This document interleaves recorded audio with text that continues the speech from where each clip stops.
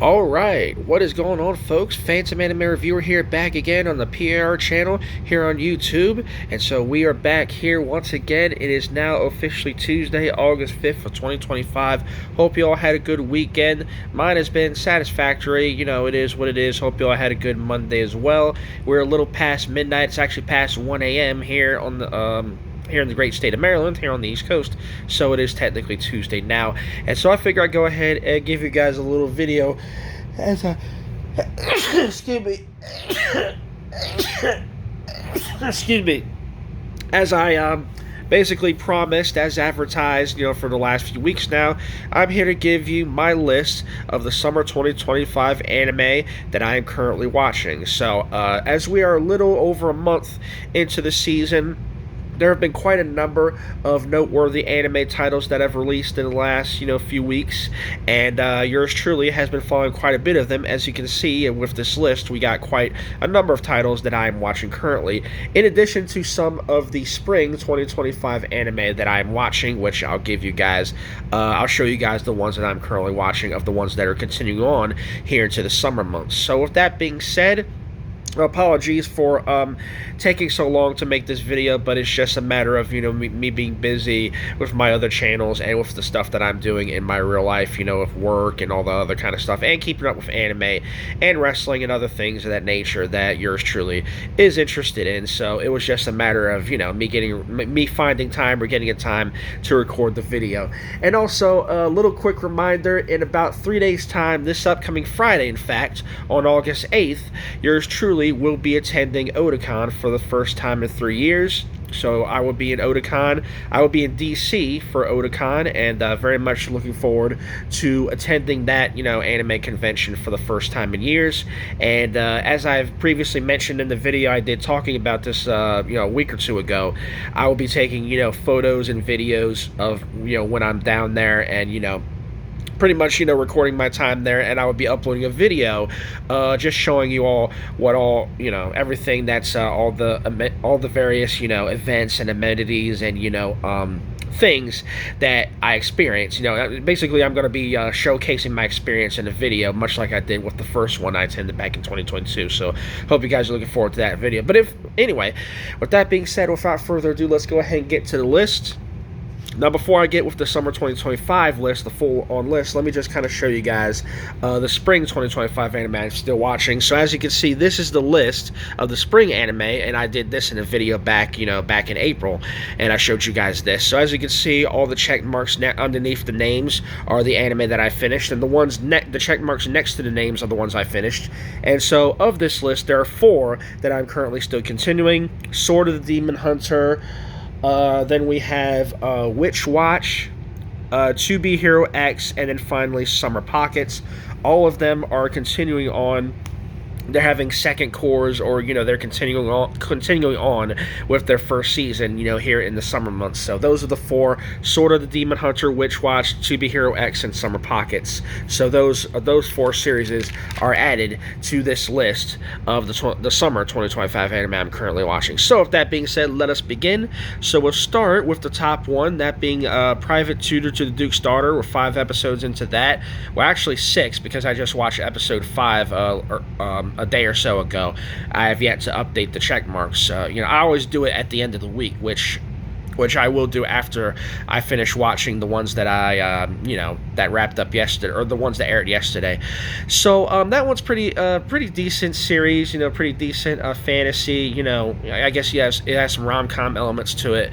I initially wasn't going to watch it at first, but then I saw the trailer and I saw the first episode, and I was like, this is pretty cool. So I'll add it to my list. So yeah, Private Tutor to the Duke's Daughter is the first one. That's like one of the first anime that aired in terms of the summer 2025 anime. That's like the first one that aired, actually. So yeah, I'm following that one. So then we have a series, a pretty wacky comedy series called Detectives These Days Are Crazy.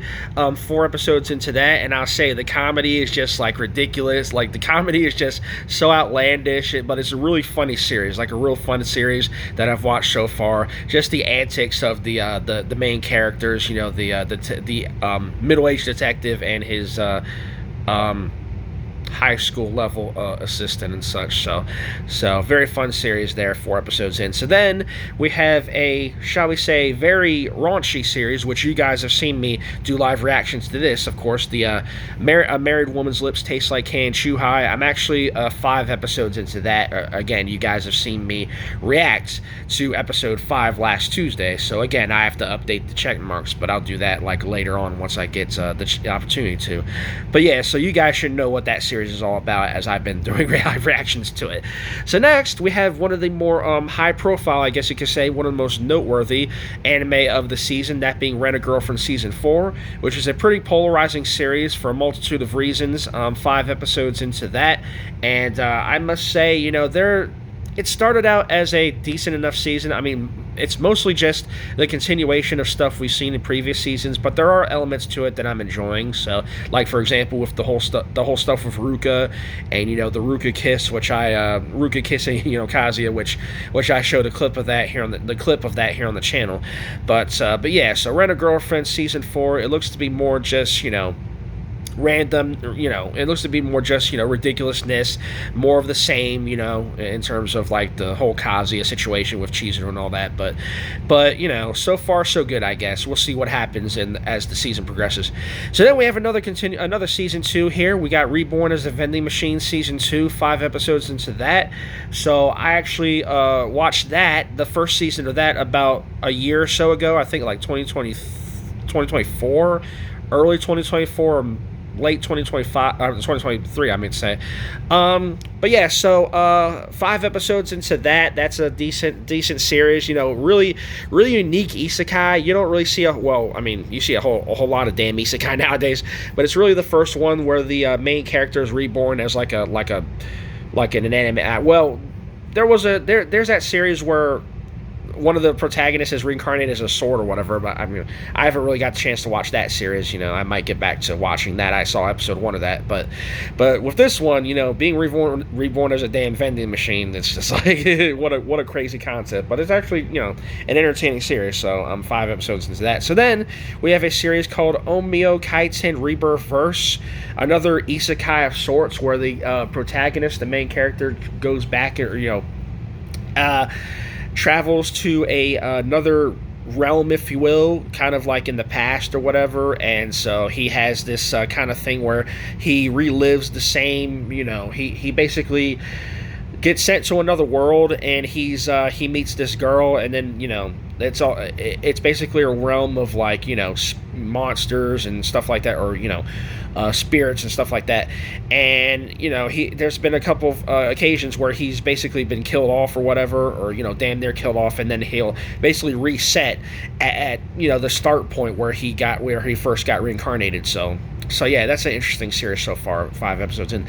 So then we have a series called New Saga, which kind of follows the same trend, where it's like the hero who fights the demon lord, and he's finally successful, and then he suddenly gets sent into the past, actually, to before all the events of his life took place. So he's basically redoing his life more or less, and he's encountering, he's going through like everything that he went through previously, and he basically gets a second chance to undo the things that happened previously, the struggles he went through previously with his whole life. So interesting series there. 5 episodes. And then we have one of the more talked about series is Cleva Tess, very dark fantasy series there.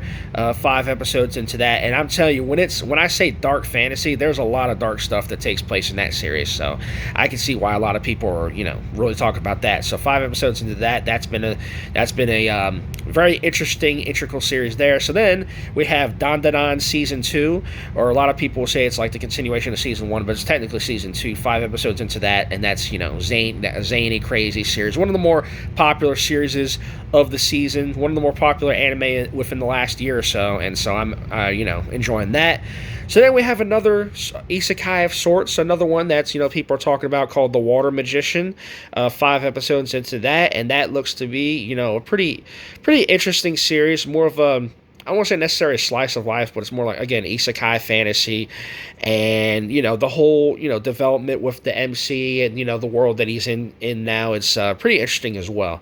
So then we have one of the series that I personally been looking forward to called Wataru-kun's blank is about to collapse. 5 episodes into that. That's more of a rom-com, with some drama elements. And I actually read the manga, like the first couple chapters of the manga of that, way back when. And then it was announced that the anime was going to be the manga was going to be adapted into an anime, and I was like, oh, cool. And then finally, it's released, and so far, I've been enjoying it. 5 episodes in, I've been enjoying it. So then we have another series called Scooped Up by an S-Rank Adventure, more of a fantasy series there, which I've been enjoying. I actually watched episode 5, earlier, and so 5 episodes into that, that's a solid fantasy series, with all the stuff with guilds and monster battles and demons and all that kind of stuff. So, nice decent fantasy series there. So then let's just keep it going. So then we have another very comical series, called The Stunned Hero and the Assassin Princesses, where it's basically centered around a hero, another fantasy series here where it's centered around a hero who's like basically impervious, and 3 women who, basically set out to assassinate him or for their own reasons. You have a demon lord, the demon lord's daughter, who basically has the appearance of a young girl. You have an assassin who's cosplaying basically as a priest, and then you have basically a chick who's like almost like a bondage, a mistress or whatever, and they're all trying to basically assassinate the hero for their own reasons, and all their attempts fail, basically, and Zero's really comical, really fun series. So then we have another series I've been looking forward to personally called Ugly Mug Epic Fighter, isekai series here, where the MC is actually like a big dude, like an overweight dude who basically his life, in his real life, he was like a business, business consultant, or, he was basically kind of like a business, marketer, whatever, how the hell you put it. And he, wasn't the most attractive individual in the world, and he got framed, for like sexual assault or something like that. And then he gets reincarnated as basically a big dude, and he basically set his looks as minus 255, and a bunch of other stuff, like he can't touch a woman, or he can't touch a female, otherwise he'll do damage to himself or whatever. It's basically like in his special notes, but it's a real fun series there, very comical as well. So then we have another series, kind of like a dark fantasy with some comedy elements to it, called Apocalypse Bringer Monogatari, another isekai. You're going to see quite a bit of isekai. Isekai is a pretty popular anime genre nowadays. But this one is pretty solid. It tells a story of a boy who was basically bedridden, and he gets reincarnated into like a game that he used to play, like a kind of a fantasy style game, or a role playing style game that he used to play, and he's reincarnated with one of the characters that he was most familiar with, or that he was fond of. That being one of the heroes, known as the evil heroes, if you will, known as Atto. So a very interesting series there so far. So then we have another one of the more popular anime that is released this season, a new series called Gachiakuta, which follows the story of a boy who's basically the son of, he was adopted or whatever, and so one day he gets framed for his foster father's murder, and he gets thrown into the pit, and he basically discovers all about what it's like living down in the pit, from this, that, and the third. He basically gets into the world of cleaners and all kinds of stuff, and he basically finds out a whole bunch of stuff about the world that he's been thrown into. So 5 episodes into that's a solid series. I'm very much enjoying that. So then we have The Band Mole, another comedy series that kind of follows a fantasy, a lot of comedy elements, very comedic series that follows the story of a man who's basically lived for a long time, who wants to basically get to the afterlife, and he's accompanied by several college students who basically start, experiencing like things with the supernatural, ghosts and spirits and things of that nature. Very comical series. So then we have another kind of, slice of life, rom-com series called The Cultural Exchange of Game Center Girl, which follows the story of a guy, a young man who works at basically like an arcade or a game center, as they call it, and he comes across this English chick, who speaks, this UK chick who speaks English and stuff, and, there's, follows kind of their story and their, budding romance, if you will. So then we have the second season of I Was Reincarnated as the Seventh Prince. 4 episodes, I believe 4 episodes. Yeah, 4 episodes into that, and so that's been a decent series so far. It's the continuation again of if you saw, of course the first season aired last year, and so yeah, it's pretty interesting so far. I'm sure they're going to get, as the series continues, as more episodes come along, we're going to get kind of more in depth with some of the things that the MC is delving into when it comes to magic and all that kind of stuff. So then we have another rom-com series here called Dealing with Mikadono Sisters is a Breeze, which follows the story of a young man who was a young boy who was a teenage boy, I should say, who's the son of a late actress, and he is basically taken in by an individual who was friends with her, and basically is basically tasked with living with 3 basically perfect siblings known as the Mikadono sisters. Very similar to it kind of has to me similarities to tying the knot with an Amagami sister, only they're the sisters themselves aren't priests, or it doesn't revolve around like shrines or anything like that. So, but it's very similar. But I'm enjoying that series.